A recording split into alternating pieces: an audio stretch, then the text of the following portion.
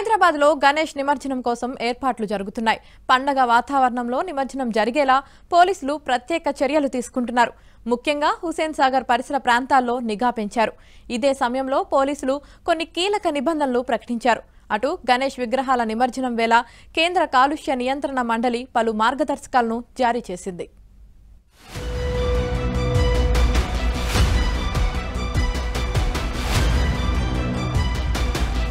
వినాయక నిమజ్జన శోభయాత్రకు భాగ్యనగరం సిద్ధమవుతోంది. ప్రశాంతంగా పండుగ వాతావరణంలో నిమజ్జనం జరిగేలా అవసరమైన అన్ని చర్యలు పోలీసు అధికారులు తీసుకుంటున్నారు. నిమజ్జనం సందర్భంగా పోలీసులు కీలక అంశాలను సూచించారు.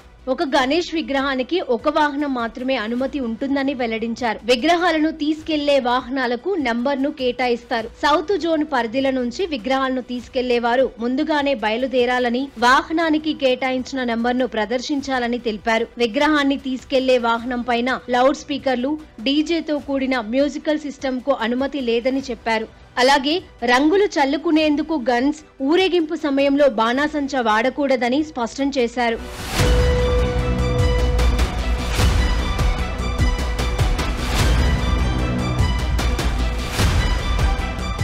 ఇక ఊరేగింపులో ఎవరు కర్రలు, కత్తులు, కాల్పులు, ఆయుధాలు, మండే పదార్థాలు లేదా ఇతర ఆయుధాలను తీసుకెళ్లకూడదని స్పష్టం చేశారు.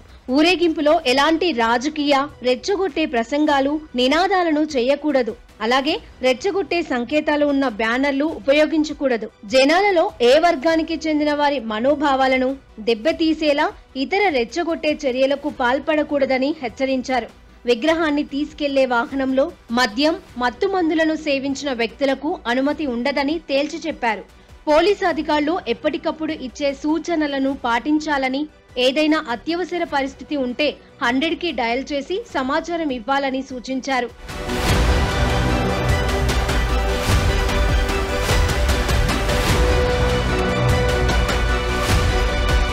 నగరంలో గణేష్ నిమజ్జనం సందర్భంగా 25,000 మంది పోలీసులతో బందోబస్తును ఏర్పాటు చేస్తున్నట్లు హైదరాబాద్ సిపి సివి ఆనంద్ తెలిపారు. సమస్యాత్మక ప్రాంతాలలో అదనపు బందోబస్తును ఏర్పాటు చేస్తామన్నారు.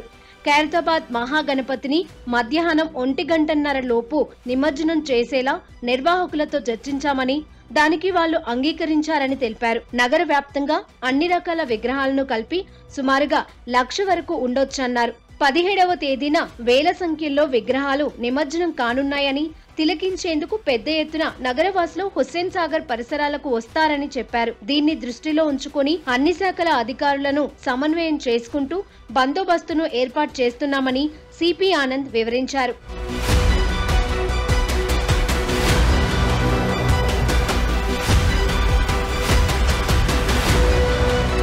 ఇక గణేష్ విగ్రహాల నిమజ్జనం వేళ కేంద్ర కాలుష్య నియంత్రణ మండలి పలు మార్గదర్శకాలను జారీ చేసింది. ఆ మార్గదర్శకాల ప్రకారం గణేష్ విగ్రహాలను జలాశయాల్లో బదులు స్థానికంగా తాత్కాలిక కొలనులను ఏర్పాటు చేసుకుని నిమజ్జనం చేయాలి.